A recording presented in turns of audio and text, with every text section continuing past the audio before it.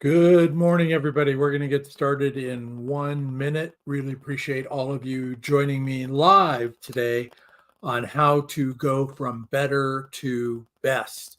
We'll be together for a short time, 30 minutes. And thank you for registering. You'll get your free report later today. And we're going to get rolling in just a moment. Thank you for joining me.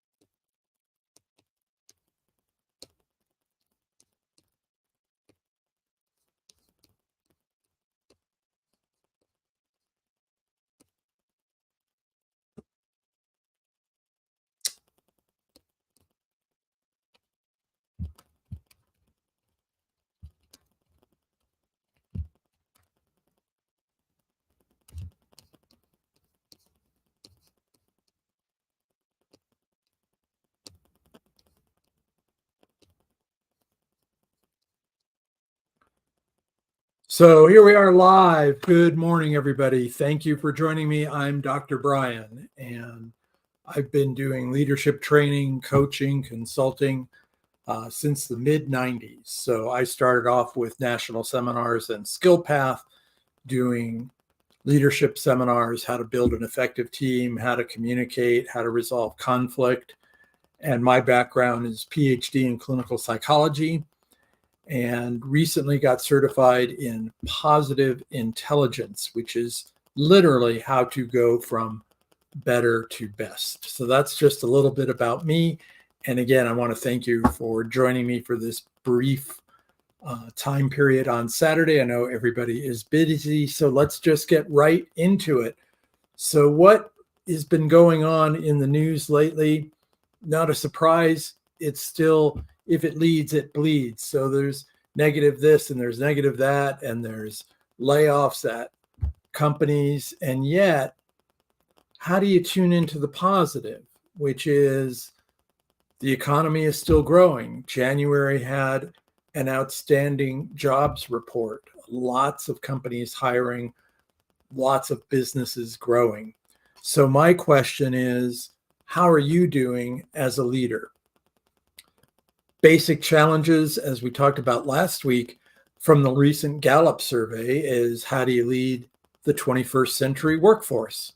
How do you lead a in-person team and a remote team, or what we refer to as the hybrid workforce? And then just the other day, an article in Forbes magazine talked about the drive for businesses to really want their employees to come in and stop remote work and work in person because of terms like culture and productivity. And in that article, and what comes to mind for me is every study we've looked at shows that people working from home can be just as productive as in the office. Now, obviously, it depends on the type of workforce you have. That's not going to work. You can't work remotely if you're a factory employee, right? Or a UPS driver. So the challenges today are, how do you cope with a multitude of issues in terms of a hybrid team, multi-generational team, and yet you've never been trained. And so my goal this morning is just to give you some basic tips. And if you'd like, let's book a strategy call on how we can take your leadership skills, which I'm sure are great. And I know everybody watching and listening, you're doing your best in leadership and you're doing well. Yet, with the challenges in today's workforce, have you been trained to meet those challenges? Have you been coached in how to meet those challenges? So, how do you talk to multiple different generations? How do you relate to the strengths of the people on your team? How do you help them upgrade their weaknesses? And so let's just review a couple of tips. One of the most basic, easy strategies that you can implement starting on Monday, or if you lead a remote team and you happen to work on weekends, is define roles. What are the people on your team? What are their roles? Are those roles clearly defined? And I know you've heard me talk about this before in previous webinars. How do you focus on going from where you're at to where you want to go? How do you upgrade yourself and your team? And so one way to do that is to have clearly defined roles. When we have clearly defined roles, people's productivity takes a step up. That includes yourself. So I encourage you, if you haven't done this in a while, and I'll say the last 3 months, because I believe a 90-day review really helps clarify things. Meet with your boss. What is your role? What are your goals?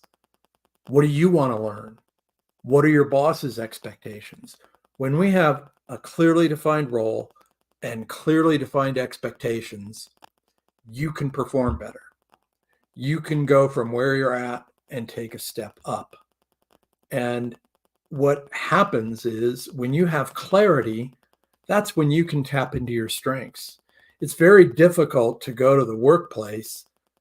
You don't have clarity on what you're doing. You don't have clarity on where you're going. And your team may or may not be in disarray. Remember, everybody's reading the same news you're exposed to. And so they're concerned about, are they going to keep their job? Is there going to be layoffs? Is our company shrinking? Is our company growing? Where are we going? So step one, to go from better to best, clarify roles. So one easy way to do this, just message your team. Ask them to write out some bullet points. What are their job responsibilities and what goals do they have? And then literally schedule a 10 or 15-minute meeting with each person on your team. Yes, that's going to take time. Yet, when you optimize clarity in communication and job role, and you only do that, your team's productivity is going to take a step up. You're going to shine as a leader when you clarify roles. People come to work more confident when they know what they're doing and where they're going. So I encourage you to clarify roles. Next, let's talk about just communicating with your team. When you communicate with multiple generations, one, that's difficult. We're going to answer those questions in just a moment. Yet, what I'd like you to do is think about your communication skills. Logic does not resolve conflict. Let me repeat that. Logic does not resolve conflict. So what is conflict? There's just a disconnect between what your expectations are and another person's expectations. So when you're talking to a team member, when you're talking to your boss, you can talk about specific roles, guidelines, and expectations. Yet, if you're ignoring the emotion, and no, I'm not talking about being a therapist with your team member, I'm talking about picking up on, do they have anxiety, tension, frustration? When you directly ask, Tom, are you anxious about your role here? Susan, are you clear on what your expectations are and what my expectations are?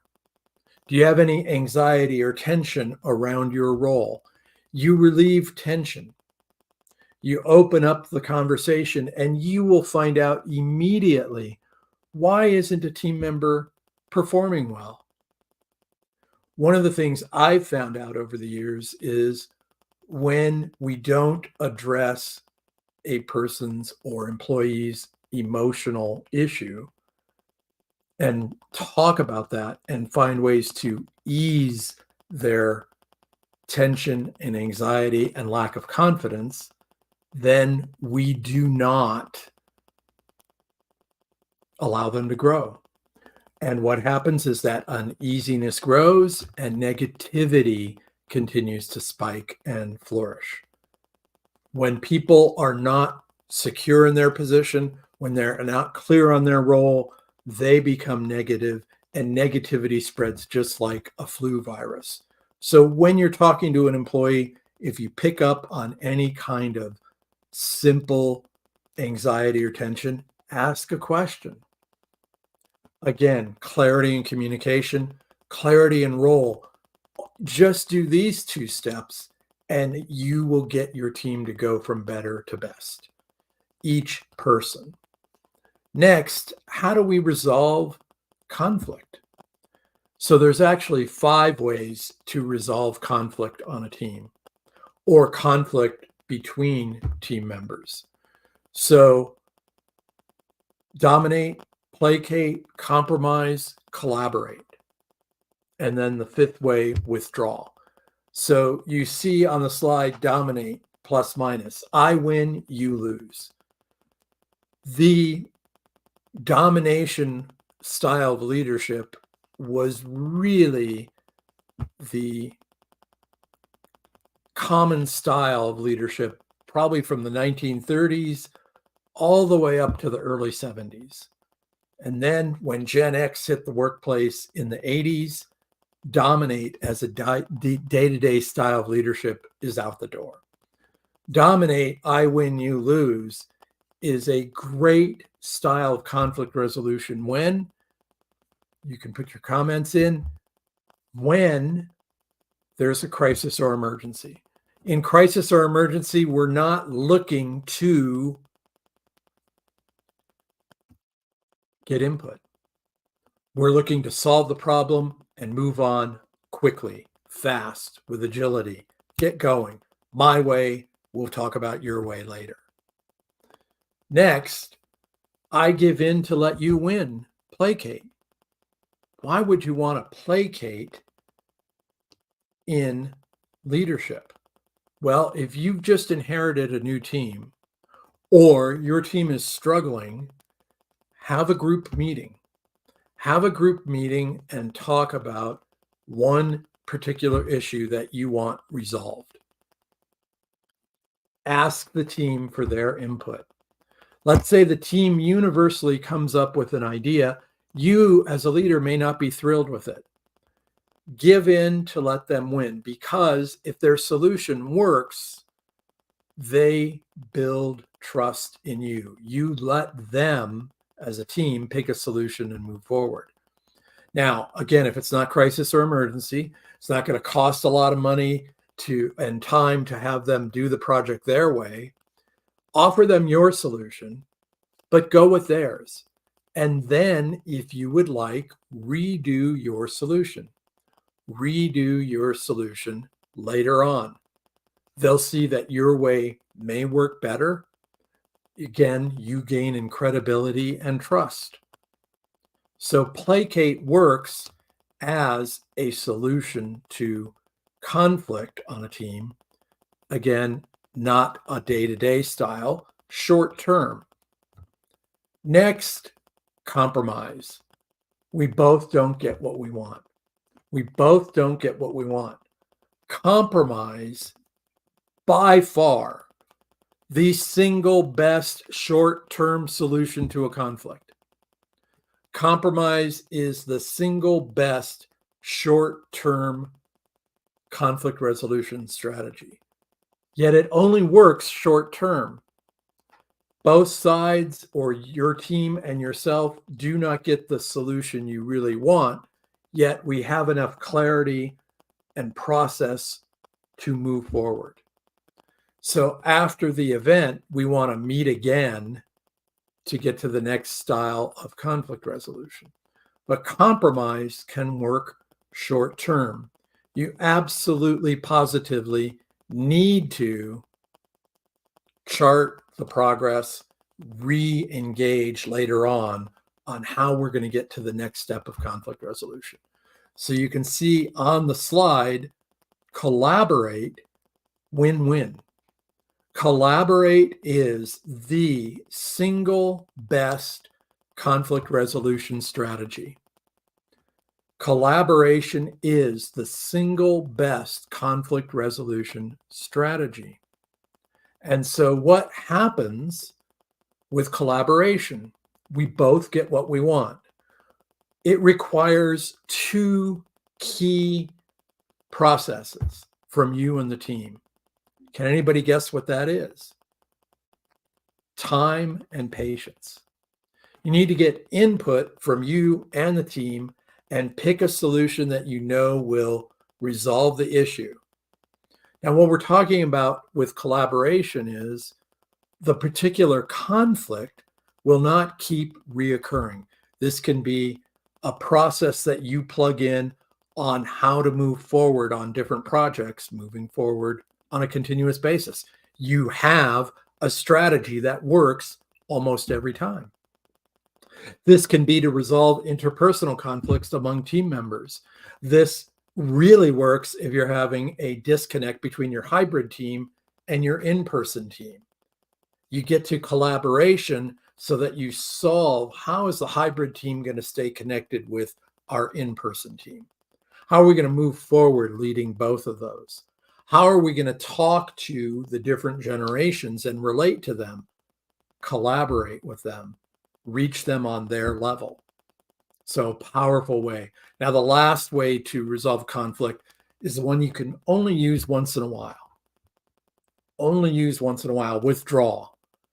Let the team work on it alone for a little while. You stay out of it and see if they come up with a solution. That's withdrawal. If you're having a heated discussion and it's not going well, remove yourself from the situation temporarily. I've used as a strategic tool to walk out on a meeting and let my team know how frustrated I am with their performance and their skills in resolving an issue. So walk out once in a while. Certainly not a day-to-day strategy. Certainly not a strategy you want to implement for a month-long period of time.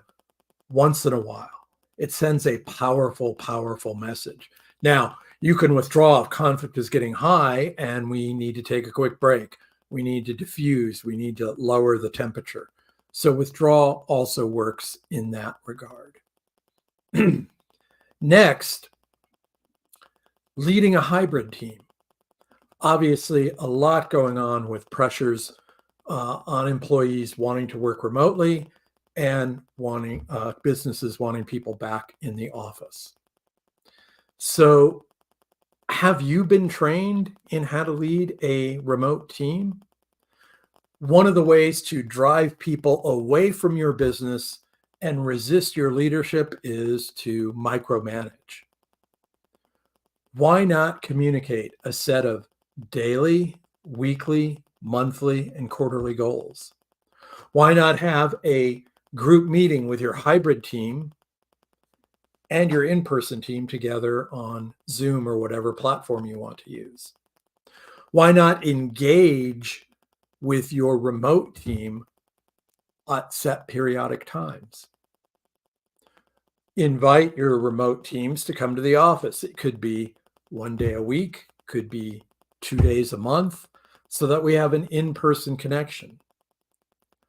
I myself have seen at hundreds of companies that remote teams work well when you implement what we've already discussed so far this morning: clarity of role, checking in periodically, ensuring that we're on the same page with goals and responsibilities. So really important, clarity, and then the three most important things you can have for everybody company-wide. Can anybody put in the comments, how do you, I'm sorry, What are the three most important rules in real estate? What are the three most important rules in real estate? It is, of course, document, document, document. No, that's leadership. It's location, location, location. In leadership, it's document, document, document. Not document to micromanage, document to keep a record of things. Document so that we have clarity and it's not he said, she said. So document and send a written email. We met on, we discussed, we both agreed to. That way, everybody's clear on their role, the guidelines, and where we're moving forward. And when it's in writing, some people may still resist that, but yet they will come along for the ride.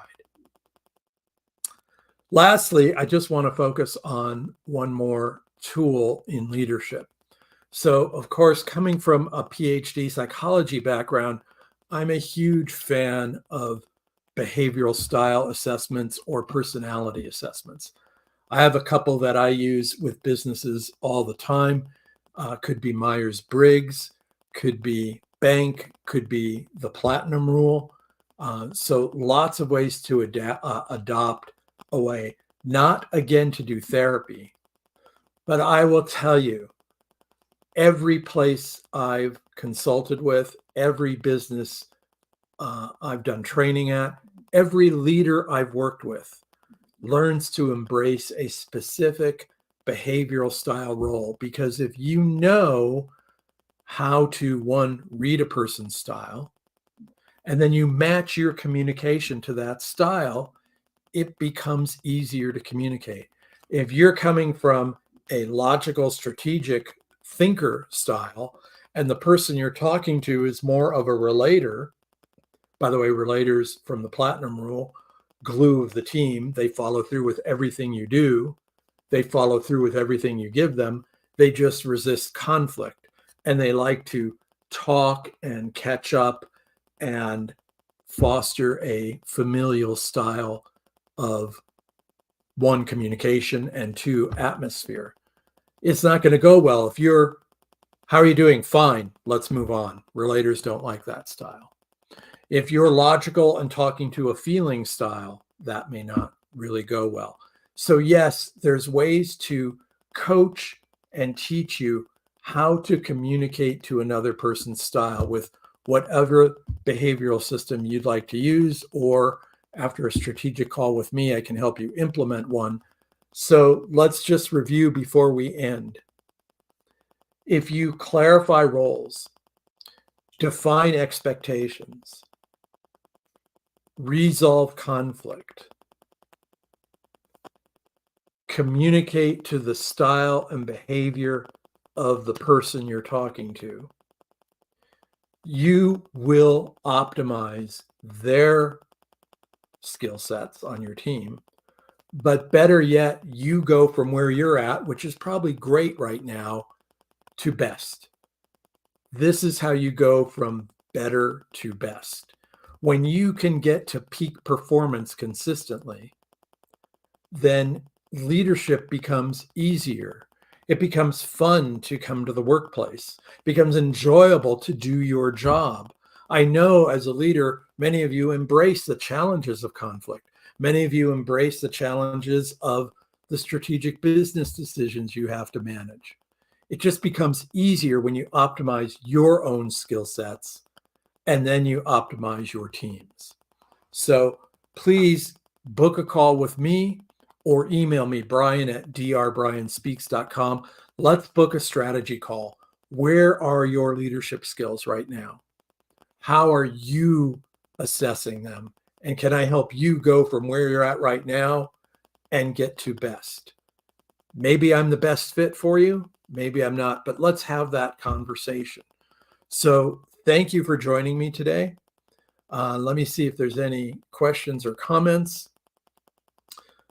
Great. Wonderful question from Gary. Gary asks, how do we take the time to meet with these team members when I'm doing 100 things all day long? And that is a great question, Gary. So thank you for asking that. So one of the critical factors I like to ask is, you don't have the time to meet with your team members and clarify roles. And I don't mean this in a mean or sarcastic way, but how's that working for you? If your team is not performing up to expectations, if you're having the same recurring conflicts pop up, then it becomes critical that you meet with them. So, yes, you need to take that time. Again, if it could only be 10 or 15 minutes, maybe you meet with them once a week for 10 or 15 minutes, 2 or 3 weeks in a row, and you get to clarity and you move on. And you need to do that with each team member in person and remotely. And by doing this, setting aside time, either first thing in the morning or towards the end of the day, you will find that all of a sudden you free up your time. You're not having to follow up as much. You're not having to micromanage. You're not feeling that pressure, that stress, that strain that your team is not performing up to expectations. Yes, Jill sent in a question. How do I communicate with my different generations? Sometimes I'm feeling like I don't connect. So I'm going to highly suggest that we adopt a strategy of picking a behavioral or personality profile. You get to know them on a deeper level. They get to know your way of communicating on a deeper level. Again, not therapy, just understanding strengths, weaknesses, and how people think. And when you approach people to their style, wow, productivity takes off. Communication becomes easier. Tension evaporates. So these are just some of those strategies. You can join me every Saturday at 7 a.m. live here on YouTube, here on Facebook, here on LinkedIn. And let's have a conversation about optimizing your skill sets to go from better to best. Thank you for joining me. Again, email me, brian@drbrianspeaks.com, or just book a strategy call with me at brian-20.youcanbook.me, and let's talk about where you're at. Let's talk about what your goals are and what you would like to accomplish. Thank you so much for your time. Have a great day.